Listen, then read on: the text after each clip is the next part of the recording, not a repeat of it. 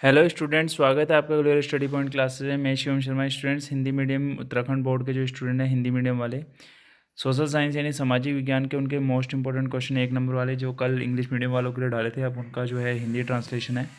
तो हिंदी मीडियम के सभी स्टूडेंट्स इस वीडियो को पूरा जरूर देखें ताकि उनका 1-1 नंबर का कोई भी क्वेश्चन गलत ना जाए। कल जो इंग्लिश मीडियम में थोड़ी मिस टाइपिंग हो गई थी, उसका करेक्शन मैंने इस वीडियो में कर दिया है। तो हिंदी मीडियम वालों के लिए कोई दिक्कत नहीं होगी। जो कल 2 क्वेश्चंस बाय मिस्टेक उनकी फुल फॉर्म जो है गलत चली गई थी, तो उसका करेक्शन करके मैंने इस वीडियो में डाल दिया है। तो चैनल पे नए हैं तो आप चैनल को सब्सक्राइब जरूर कर लेना, बेल आइकन को प्रेस कर लेना ताकि इसी तरीके का लेटेस्ट अपडेट आपको मिलता रहे और आप लेटेस्ट अपडेट रहेंगे। ठीक है, तो आइए वीडियो को स्टार्ट करते हैं, ज़्यादा टाइम वेस्ट नहीं करेंगे। यहाँ पे देखेंगे प्रिंटिंग प्रेस का आविष्कार किसने किया। जॉन्स गुटेनबर्ग जो हैं जर्मन के, उन्होंने किया था इसका आविष्कार। ठीक है, लोकप्रिय उपन्यास जो चंद्रकांता है के लेखक कौन है, देवकीनंदन खत्री। ठीक है, नवीनीकरणीय संसाधनों के 2 उदाहरण दीजिए जिसमें सौर ऊर्जा और पवन आपका आ जाता है। ठीक है, एल्युमिनियम किस अयस्क से प्राप्त होता है, उसका आंसर है बॉक्साइट। भारत का कौन सा शहर इलेक्ट्रॉनिक राजधानी चाहता है, तो बेंगलुरु है। अमेरिका में नागरिक अधिकार आंदोलन की शुरुआत किसने की, मार्टिन लूथर किंग जूनियर ने की थी। लिंग विभाजन का क्या अर्थ है, महिलाओं और लड़कियों की अपेक्षा पुरुषों या लड़कों को तरजीह देने की प्रथा। ठीक है, आगे देखेंगे किस प्रकार के शासन से कानून द्वारा शासन देखा जाता है। तो यहाँ पे आपका आएगा शासन का एक सिद्धांत जिसमें राज्य सहित सभी व्यक्ति संस्थाएं और संस्थाएं सार्वजनिक और निजी सभी इंक्लूड रहेंगे इसमें। प्रति व्यक्ति आय से क्या तात्पर्य है, किसी राष्ट्र या भौगोलिक क्षेत्र में प्रति व्यक्ति आय अर्जित धन की मात्रा का माप। ये आपका क्या है, प्रति व्यक्ति आय। 1 नंबर का क्वेश्चन है, फटाफट आप लिख सकते हैं। आपदा से क्या तात्पर्य है, आपदा किसी समुदाय या समाज के कामकाज में एक गंभीर व्यवधान है जिसमें व्यापक मानव सामग्री, आर्थिक या पर्यावरणीय नुकसान और प्रभावशील शामिल होते हैं जो प्रभावित समुदाय या समाज की अपने संसाधनों का उपयोग करने की क्षमता से अधिक होता है। राष्ट्रीय सेवा योजना क्या है, राष्ट्रीय सेवा योजना भारत सरकार युवा मामले और खेल मंत्रालय के केंद्रीय क्षेत्र की योजना है। ठीक है, जिसको आप लिख सकते हैं। गुटेनबर्ग द्वारा मुद्रित पहली पुस्तक कौन सी थी, तो पवित्र बाइबल। ठीक है, ये आपका रहेगा। तो आनंदमठ उपन्यास का लेखक कौन है, तो है बंकिम चंद्र चट्टोपाध्याय। भारत में उगाई जाने वाली 2 मुख्य रेशेदार फसलों के नाम कपास और जूट हो जाएगा आपका। 2 लौह अयस्कों के नाम बताइए, हेमेटाइट और मैग्नेटाइट आपका हो जाना है। उपभोक्ता उद्योग से क्या तात्पर्य है, उपभोक्ता उद्योग जो उपभोक्ता द्वारा सीधे उपयोग में वस्तु का उत्पादन होता है वो उपभोक्ता उपयोग के लिए। एफ्रो अमेरिकन से क्या तात्पर्य है, अफ्रीकी अमेरिकन वह व्यक्ति है जो संयुक्त राज्य अमेरिका में रहता है जिसके पूर्वज अफ्रीका से थे। ठीक है, नारीवादी किसे कहते हैं, नारीवादी वह व्यक्ति होते हैं जो महिलाओं के लिए समान अधिकारों का समर्थन करते हैं। आगे देखेंगे आप लोकतंत्र से क्या आप समझते हैं। लोकतंत्र सरकार की एक प्रणाली है जिसमें किसी राज्य या अन्य राजनीति के कानून, नीतियां, नेतृत्व और प्रमुख उपक्रम प्रत्यक्ष या अप्रत्यक्ष रूप से लोगों के द्वारा तय किए जाते हैं। साक्षरता दर से आप क्या समझते हैं, क्या तात्पर्य है, किसी क्षेत्र की किसी विशेष समय में 7 वर्ष या उससे अधिक आयु की जनसंख्या का कुल प्रतिशत जो समझ के साथ पढ़ और लिख सकता है। राज्य आपदा प्रबंधन समिति का अध्यक्ष राज्य में जो होता है वो मुख्यमंत्री होता है। एनडीआरएफ का विस्तृत नाम क्या है, राष्ट्रीय आपदा प्रतिक्रिया बल। जापान की सबसे पुरानी मुद्रित पुस्तक कौन सी है, तो बौद्ध हीरा सूत्र जिसे आप बोलेंगे। गुटेनबर्ग ने प्रिंटिंग प्रेस का आविष्कार कब किया था, 1440 यानी 1440 में किया था।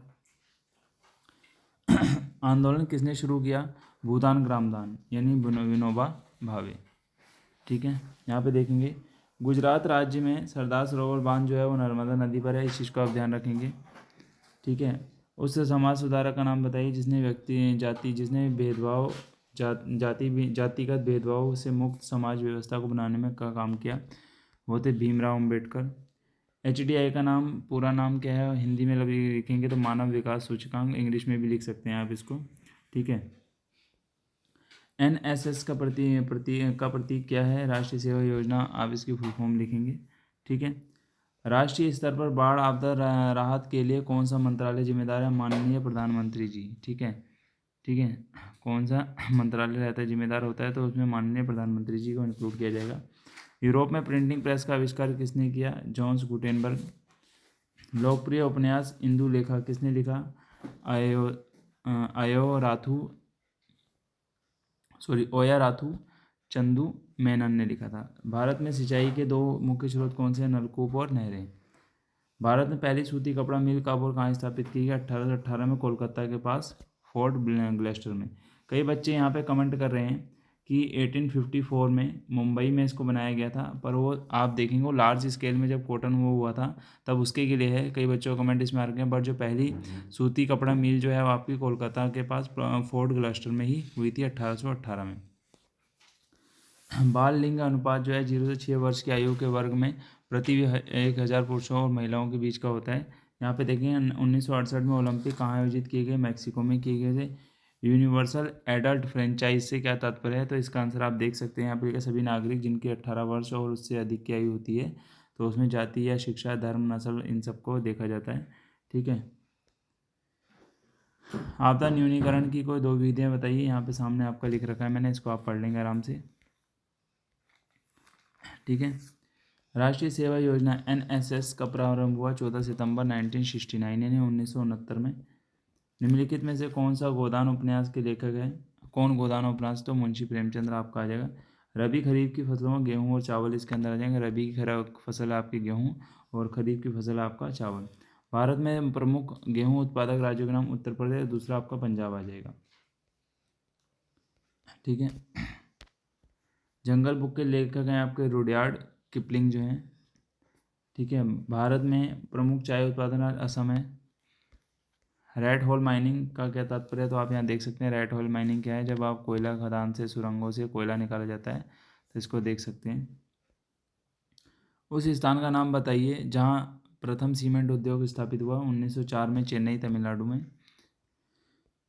सजातीय समाज से क्या तात्पर्य है? इसको आपने बताना है। सजातीय समाज का तात्पर्य हम यहाँ पढ़ सकते हैं आराम से। SDR का पूरा नाम क्या है? ये आपका जो है इंग्लिश मीडियम वालों के लिए मैंने थोड़ा मिस्टेक टाइप का वहाँ हाई डायनेमिक रेंज मैंने लिख दिया था, पर उसका जो फुल फॉर्म है ह्यूमन डेवलपमेंट रिपोर्ट यानी मानव विकास रिपोर्ट है। ठीक है, इसको आप देख लेंगे। NCC का जो पूरा उद्देश्य क्या है? NCC का उद्देश्य तो आपको वहाँ पे मैंने फुल फॉर्म बताई थी। वहाँ पे मैंने नेशनल कैडेट कोर लिख दिया था, वहाँ पे नेशनल कैडेट कॉर्प्स होना चाहिए। ठीक है, यहाँ कॉप्स था। ठीक है, इंग्लिश में अगर आप लिखेंगे कॉप्स आएगा वहाँ पे। ठीक है, इस तरीके से। ठीक है, तो इंग्लिश में आप इसको लिख लेंगे नेशनल कैडेट कोर। जिला प्रबंधन समिति का अध्यक्ष कौन है? कलेक्टर होता है या जिला मजिस्ट्रेट होगा या जिले में जिले के उपायुक्त, जो भी इनमें से आप लिखना चाहें, तीनों में से कोई से भी नाम लिख सकते हैं। निम्नलिखित में से किस राज्य में छत पर खेती की जाती है? तो वह है उत्तराखंड। शहरीकरण से आप क्या समझते हैं? टेरेस का मतलब होता है सीढ़ी नुमा जो खेती होती हैं। टेरेस का मतलब आप समझ सकते हैं कि इस तरीके से जो बनी रहती हैं सीढ़ियाँ, तो आपके उत्तराखंड में होंगी ऐसे डब्बे डब्बे जैसे इस तरीके से, तो आपको उत्तराखंड में देखने को मिलती है। शहरीकरण से आप क्या समझते हैं? तो शहरीकरण कस्बे और शहरों में रहने वाले लोगों के अनुपात में वृद्धि है। सरदार सरोवर बांध गुजरात में बना हुआ है, आपको पता ही है। फ्रांस में 1804 के नागरिक संहिता को आमतौर पर कहा गया नेपोलियन संहिता। ठीक है, नेपोलियनिक संहिता बोला है। उस नेता का नाम बताइए जिसने साइमन कमीशन का बहिष्कार करते हुए लाला लाजपत राय जी हैं। आगे देखें, महामंदी कब शुरू हुई थी? 1929 में। भारतीय संविधान द्वारा कितनी भाषाओं को अनुसूचित भाषाओं के रूप में मान्यता मिली है? तो आपकी कुल 22 भाषाएं हैं जो आपके 8वीं अनुसूची के अंतर्गत हैं। उस व्यक्ति को क्या कहा जाता है जो महिलाओं और पुरुषों के लिए समान अधिकारों और अवसरों के में विश्वास रखता है? एक नारीवादी। भारत के दो क्षेत्रीय राजनीतिक दलों के नाम लिखिए। समाजवादी पार्टी और शिवसेना। मानव विकास रिपोर्ट कौन प्रकाशित करता है? संयुक्त राष्ट्र विकास कार्यक्रम का मानव विकास कार्यालय इस रिपोर्ट को जारी करता है। ठीक है, जिसको हम UNDP बोलते हैं। ठीक है, तो आज के इस वीडियो में इतना ही। 60 क्वेश्चन इंपॉर्टेंट मैंने आपको बताए हैं, तो आप इन क्वेश्चनों को पढ़ लीजिएगा। एग्जाम में आपको बहुत ज़्यादा हेल्प मिलने वाली है। मिलते हैं नेक्स्ट वीडियो के साथ। Thank you.